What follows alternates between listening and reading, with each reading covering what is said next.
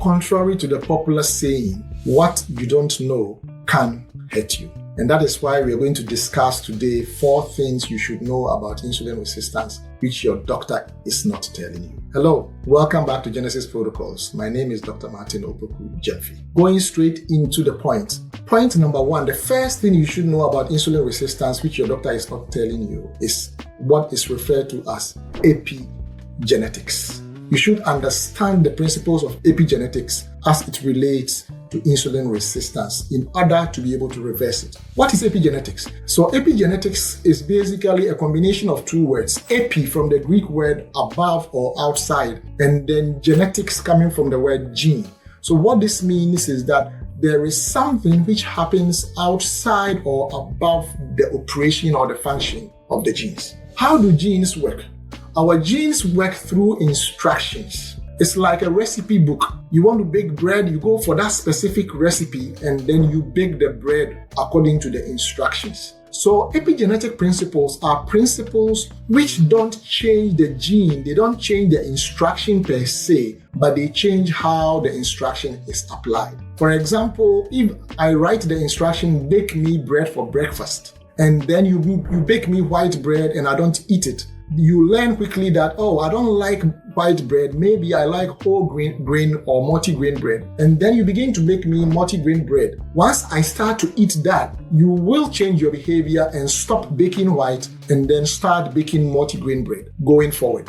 That is how epigenetics works. So the gene instruction itself does not change, but certain things we do can change the way the genes behave, the way they translate the instruction. The second thing, or the second principle that works within epigenetics, is a complete silencing of the gene. So that these things that are all environmental, what we eat, what we drink, how we sleep, at least getting 7 hours of sleep a day as an adult, stress management, put into practice, these things can actually silence certain genes. And this research has shown is one of the things we can do to reverse insulin resistance, so that even though you may have inherited certain genes associated with the development of insulin resistance, the principle of epigenetics put into practice can silence those genes and prevent you from developing insulin resistance, prediabetes, and diabetes. And that is the first thing you should know, which your doctor is not telling you. The second thing you should know about insulin resistance, which will help you reverse it, is the principle of inflammation. There are 2 forms of inflammation. There is the acute inflammation, which happens after an injury or after an infection. And then there is the chronic low-grade inflammation, which goes on within our bodies that we have no idea exists. The type of inflammation that doesn't give us any symptoms. And this type of inflammation is caused by fat. Research has shown that our fat cells produce certain pro-inflammatory cytokines, chemicals called cytokines, which then leads to inflammation. And these chemicals are, examples of these are C-reactive protein, interleukin 6, and tumor necrosis factor alpha. These are all chemicals which produce chronic low-grade inflammation within the body, and they are produced by fat cells. And the research shows that higher levels of these pro-inflammatory chemicals lead to the development of insulin resistance. And this explains the link between obesity or overweight and the development of insulin resistance, prediabetes, and diabetes. And therefore, this is the second thing you should know about insulin resistance, which your doctor is not telling you. It is the fact that inflammation, chronic low-grade inflammation, is the foundation upon which insulin resistance is built. And therefore, to reverse insulin resistance, you have to work on the inflammation. The third thing that you should know about insulin resistance, which your doctor is not telling you, is something called lipotoxicity. Lipotoxicity means fat poisoning. Lipo, a Greek word meaning fat, and toxicity from the word toxin. Put together, it means fat poisoning. And lipotoxicity means, therefore, that fat begin to poison the body. Now, how does that happen? You see, we have cells in the body that stores fat. They are called the adipose tissue. And this adipose tissue, they have their own capacity. That is, they have how much fat they can take before they are full. And the research has shown that once these adipose tissues take fat, they absorb fat to the capacity, they begin to produce certain intermediate chemicals or certain intermediaries. And two of the most notorious intermediate chemicals produced by adipose tissue are what is referred to as ceramides and diacylglycerols. And these ceramides and diacylglycerols, they go on into our body and then they deposit in our tissues. They deposit in the muscle cells and prevent the muscles from responding to insulin, and therefore they don't take up glucose like they should. They deposit in our liver and they prevent our liver from doing its work properly. One of the functions of the liver is to produce glucose, a process called gluconeogenesis. When you're sleeping at night, your liver continuously produces glucose to keep you alive, to sustain you. And then in the morning, after you eat your breakfast, and then the glucose begins to build up, a signal is sent to your liver that stop making glucose because now food has come and there is glucose. That signal that goes to the liver to tell it to stop the production of glucose doesn't work well under the effect of ceramides and diacylglycerols. So ceramides and diacylglycerol depositing in the liver can prevent the liver from responding to those signals, and therefore the liver will continue pumping glucose. This is one of the leading causes of insulin resistance and diabetes. The third thing that diacylglycerol and ceramides do to cause lipotoxicity or fat poisoning is that they deposit within the pancreas, and they deposit within the beta cells of the pancreas, the ones responsible for the secretion of insulin, and prevent them from doing their work of insulin secretion efficiently. And that is one way by which fat poisoning causes insulin resistance. The second thing that ceramides and diacylglycerol do under lipotoxicity is that they poison the beta cells and eventually leads to what is called apoptosis, where the liver, the pancreatic beta cells begin to die off. And the more pancreatic beta cells die off, the less pancreatic beta cell capacity you have left. And therefore, at a time, your body will go into what is called pancreatic exhaustion, and you can no longer make insulin, and therefore you will need to be treated with external insulin. This is as a result of lipotoxicity,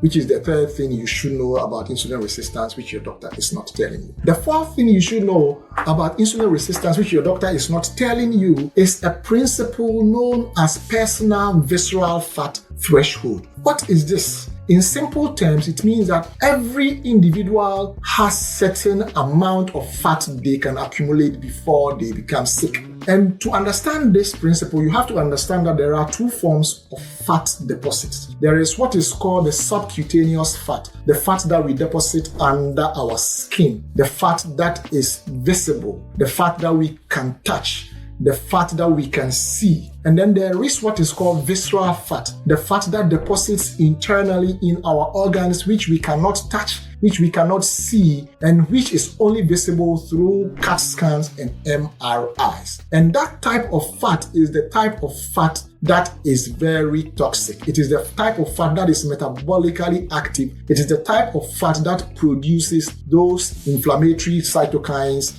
interleukin-6, tumor necrosis factor alpha, and C-reactive protein that we have discussed earlier on. And so this fourth principle means that there are certain people who only need to accumulate very little visceral fat before they become insulin resistant, whereas some people can accumulate more and still not be insulin resistant. This is a very important thing to understand, because even among healthcare practitioners, there is some confusion, because some people think that if the principle that fat is responsible for insulin resistance is true, then how come there are some visibly obese and overweight individuals who don't have insulin resistance, they don't have prediabetes, and they don't have diabetes, whereas there are some very visibly thin or underweight individuals who have insulin resistance and diabetes. And this is because of the principle of personal visceral fat threshold. Everybody's threshold is different. Once you understand this, you will know that it is important to work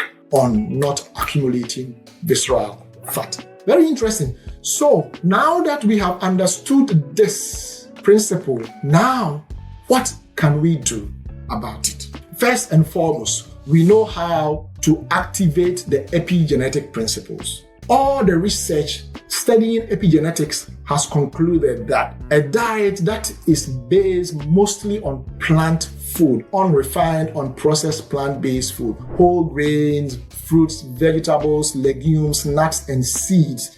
These are the types of foods which activate the epigenetic principles and are able to silence certain genes which are associated with disease causations. The next thing is exercise, doing regular physical activity, and then sleeping at least 7 hours a day as an adult, controlling your stress. Basically, epigenetics are things that are within the environment that we can control. This is how you take advantage of epigenetic principles. Number 2, inflammation. How do you control inflammation? They have done the research, and the research has shown that simple things we find in our kitchen are able to really quench these inflammatory markers. The first one is tomato juice. The researchers found out that just 1 cup of tomato juice a day drops the inflammation markers in just 3 weeks. In 3 weeks, a cup of boiled tomato juice is even better.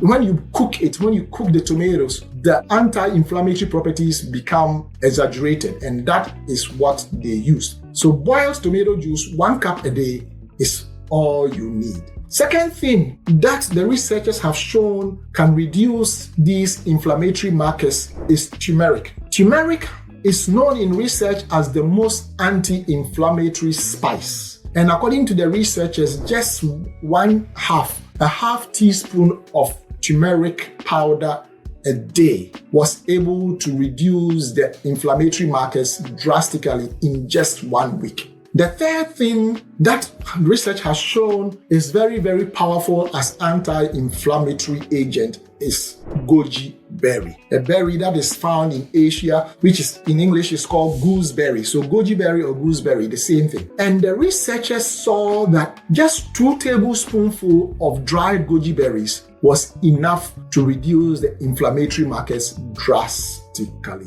And then they said something else. They said goji berries are the most anti-inflammatory dried fruit that they know of.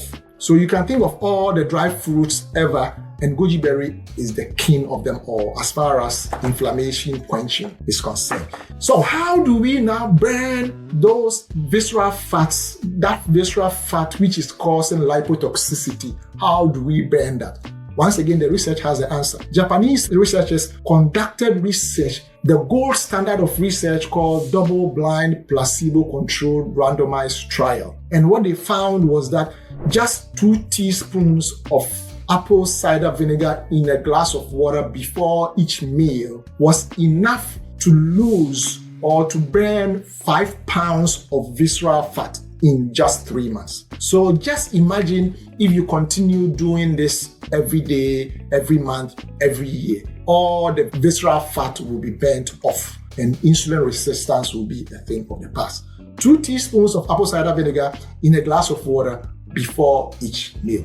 The second thing that the researchers saw was ginger. Half a teaspoon of powdered ginger after breakfast was enough to increase the fat burning, the visceral fat burning capacity of the body by 10% in just 2 hours. Just 2 hours after drinking that half teaspoon of ginger powder in water was enough to activate the body's visceral fat burning capacity by 10%. And that is something you have in your kitchen. The third thing is a plant called moringa. It's a very interesting plant. We'll spend some more time on this later. But 1 cup of moringa tea before bed, every day before bed, has also been shown to be both anti-inflammatory and also help in the burning of visceral fat. So this is how you burn the visceral fat to prevent lipotoxicity, to eliminate your low personal visceral fat threshold, to reduce inflammation, to take advantage of epigenetic factors, and then also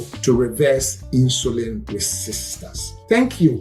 If you have been enjoying this series and you would like to know more or you would like to hear more such lectures, please don't forget to subscribe, to click the notification button, to like and to share, so that whenever I bring a video, you will be the first to be notified. The last video, our next video, we will be looking at the hidden dangers of insulin resistance. Everybody knows of insulin resistance as a cause of prediabetes and a cause of diabetes. But what else could insulin resistance be doing to your body? That will come next. Thank you for watching. And once again, I wish you optimal wellness.